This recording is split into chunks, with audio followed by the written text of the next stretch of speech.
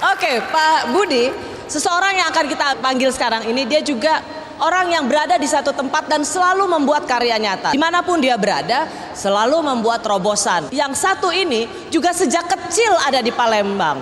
Alumni Xaverius, sampai besar juga di Palembang. Dia yang membawahi banyak bandara udara yang tergabung di Angkasa Pura II. Kita lihat sama-sama. Indonesia memiliki 235 bandara. 13 diantaranya merupakan bandara yang dikelola Angkasa Pura II. Adalah Budi Karya Sumadi, sosok di balik megahnya Bandara Internasional Soekarno-Hatta dan 12 bandara lainnya. Budi adalah direktur utama perusahaan yang bernaung di bawah badan usaha milik negara. Nama Budi Karya Sumadi tak asing di kalangan profesional. Sejumlah mega proyek DKI Jakarta dipercayakan kepada putra daerah Palembang ini. Mulai dari proyek Electronic Road Pricing hingga revitalisasi Taman Kota Waduk Pluit berhasil ia selesaikan. Deretan penghargaan pun diberikan kepada Budi. Ia masuk ke dalam daftar CEO terbaik versi Harian Bisnis Indonesia. Bandara Internasional Soekarno-Hatta yang ia pimpin juga dinobatkan oleh Kementerian Pariwisata sebagai bandara dengan toilet terbersih di Indonesia.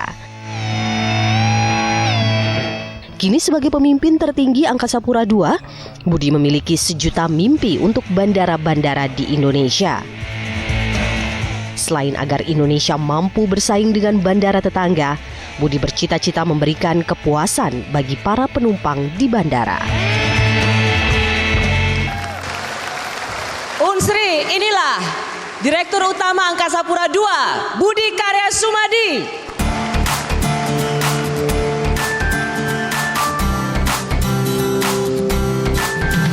Tepuk tangan sekali lagi yang paling meriah.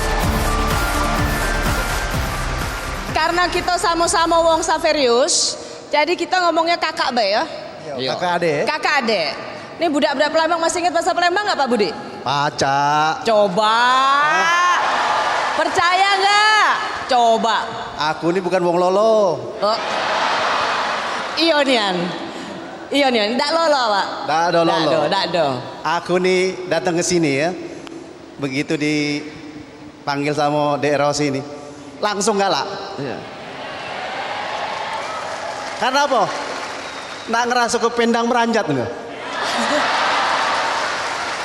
Tapi bukan kayak Dek Rosi ini. Ada kenangan masa lalu, Dakate sini. Dakate? Dakate. Awak Dakate kenangan sini? Belum. Oh belum? Masih kecil waktu itu. Masih kecil. Dakate punya pacar dulu? Dak ada pacar sini? Belum laku. Pasti rai kau buruk nian dulu. Jadi dak ada yang mau sama kau. Pasti rai kau, pasti. Ya gimana, masih oke kan? Inilah kalau setiap hari makan pempek meskipun di Jakarta. Unsri, inilah salah satu CEO terbaik, Budi Karya Sumadi. Silakan. Dua-duanya saya dikelilingi oleh ini Pak Budi, itu Pak Budi juga. Siapa yang di sini senang traveling dan melewati Bandar Udara Palembang?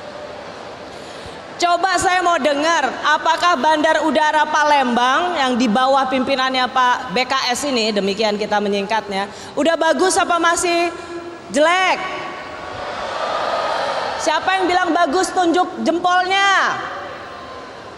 Jadi kita tepuk tangan untuk Pak Budi Karya Sumadi, Angkasa Pura II, dalam hal ini Bandar Udara Sultan Mahmud Badruddin, itu sudah ternyata dipuji. Tepuk tangan dulu dong untuk Pak BKS dong. Mau kasih. Ya kan? Pak Budi, dua Budi yang saya kenal ini adalah kalau Pak Budi Waseso sama, dimanapun Pak Budi ini berada, pokoknya dia ngerjain aja. Pokoknya dia ingin melakukan terobosan, dia ingin membuat karya nyata, dia ingin memperbaiki. Pak Budi Karya Sumadi ini juga pernah di Jakpro, Jakarta Property, BUMD. Dia bikin sesuatu juga. Kalau kalian pernah dengar Waduk Pluit, itu juga pada waktu Pak BKS memimpin. Saya itu juga termasuk orang yang sebel banget sama bandar udara.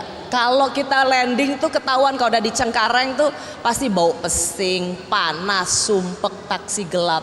Tapi terima kasih, meskipun belum sempurna, lumayan ada perbaikan. Apa? apa yang Bapak lakukan? Apakah Bapak juga harus menghadapi mafia-mafia taksi gelap? Mafia-mafia pencuri koper di bandar-bandar udara? Ya, terima kasih Mbak Rosi. Jadi pertama kali untuk bisa kita memperbaiki Soekarno-Hatta terutama ya, kita memang harus self correction. Nah, pada saat itu tidak mudah bagi saya kepada teman-teman yang sudah terbiasa rasanya cakep sendiri gitu. Maka saya undanglah YLKI untuk mengevaluasi apa yang terjadi di Soekarno-Hatta. Dan tercatat 10 masalah kita. Di antaranya taksi gelap, toilet jelek dan sebagainya gitu. Nah, setelah terbukti bahwasanya itu merupakan kekurangan, akhirnya teman-teman Angkasa Pura sadar bahwanya kita harus lakukan itu. Pertama kali yang saya sasar adalah taksi gelap. Karena apa? Itu adalah yang paling sulit, bahkan GM pada saat itu nggak berani untuk melakukan itu. Tetapi itu kelihatan sepele tapi ternyata itu kanker ya, problem kanker ya. Karena ternyata itu sindikat yang cukup besar dan ada pemodalnya gitu. Nah, oleh karenanya saya sikat yang paling berat dulu. Apa yang saya lakukan? Saya kerjasama dengan TNI Polri. Saya dekati dengan mengetahui seluk-beluk apa yang kita lakukan. Setelah itu kita lakukan shock terapi untuk meniadakan mereka. Nyatanya bisa. Ya, jadi sesuatu yang sulit pun kalau kita lakukan secara sungguh-sungguh akhirnya bisa. Dan dengan dasar kepercayaan diri itu kita bisa menyelesaikan banyak hal di Soekarno-Hatta. Pak Budi, salah satu ya problem karena kan bandara itu kan lebih pada supporting penerbangan sebenarnya kan, dan itu menyangkut service, menyangkut bagaimana mental melayani gitu. Hal yang sepele misalnya penumpang lansia, bagaimana kecepatan menyediakan kursi roda, ya kan Pak? Itu gimana? Karena problem utama bangsa ini adalah mental untuk memberikan pelayanan terbaik. Maaf, agak beda kan. Kalau di Singapura misalnya, kita landing Singapura, orangnya baru nyampe, kopernya udah nunggu. Kita nggak perlu nunggu koper. Kalau di Cengkareng atau bandar udara lainnya, kita yang nunggu lama dan kopernya belum tentu ada lagi. Kalaupun ada udah mungkin kebongkar lagi. Ya. Jadi ada dua masalah.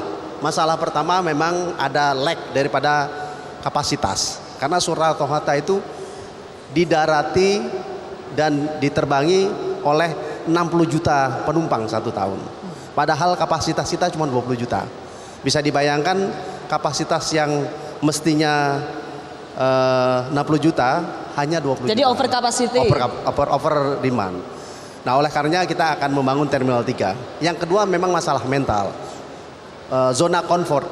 Selama ini karena bandara itu menjadi suatu destinasi di mana orang kalau mau pergi mesti lewat bandara kan. Sehingga teman-teman itu tidak merasa harus berbuat sesuatu.